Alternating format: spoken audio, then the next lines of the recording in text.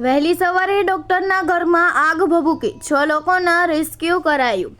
ભાવનગર શહેરના ટીવી કેન્દ્ર પાસે આવેલ એક રહેણાંકી મકાનમાં વહેલી સવારે આગ લાગવાનો બનાવ બન્યો હતો, જેની જાણ ફાયર બ્રિગેડને કરતા તાત્કાલિક ફાયર બ્રિગેડનો કાફલો ઘટના સ્થળે દોડી જઈને 1.5 કલાકની જહેમત બાદ આગ પર કાબૂ મેળવ્યો હતો। આ બનાવ અંગે ફાયર વિભાગમાંથી મળતી માહિતી મુજબ ફાયર વિભાગમાં ફોન દ્વારા માહિતી આપી હતી કે શહેરના ટીવી કેન્દ્ર પાસે રહેતા ડોક્ટરના રહેણાંકી મકાનમાં સવારે 5:30 વાગ્યા આસપાસ મકાનમાં આગ લાગી હતી। તાત્કાલિક ફાયર બ્રિગેડ કાફલો દોડી ગયો હતો અને ફાયર ઘરમાં રહેતા ડોક્ટર પરિવારના 6 સભ્યોનું રેસ્ક્યુ કરવામાં આવ્યું હતું। ફાયર વિભાગે 3 ગાડી પાણીનો મારો ચલાવી આગ પર કાબૂ મેળવ્યો હતો। ફાયર બ્રિગેડે 1.5 કલાકની જહેમત બાદ આગ કાબૂમાં આવી હતી। આ આગમાં સામાન્ય ઈજાઓ થતા તેઓને સારવાર અર્થે ખાનગી હોસ્પિટલ ખસેડવામાં આવ્યા હતા। જોકે આ આગ લાગવાનું કારણ અને નુકસાની જાણી શકાઈ ન હતી।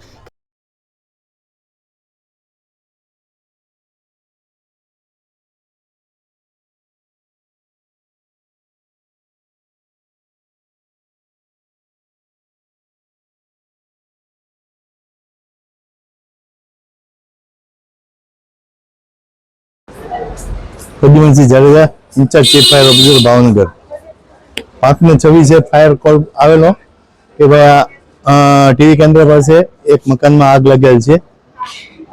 ડોક્ટર ચંદન નરવાણીના મકાનમાં આગ લાગેલ છે એવી જાણ થયેલી, જેને ધ્યાને લઈને તુરંત સંસ્કાર મંડળની ટીમ, અમારી ટીમ દિવાળીના બંદોબસ્તમાં ટીમ હતી, એમાંથી સંસ્કાર મંડળવાળી ટીમને તરત રિસ્પોન્સ આપીને તરત સ્થળ ઉપર પહોંચી ગઈ।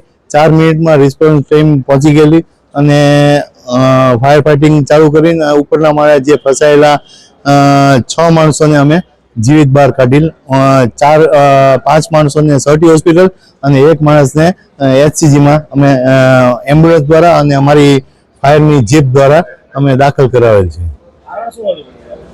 કારણ જાણવા મળેલ નથી અત્યારે, એ તપાસનો વિષય છે।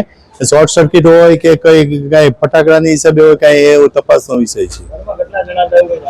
ઉપર 6 જણા હતા, એમાં 3 મહેમાનો હતા અને 3 મકાનના ઓનરો હતા।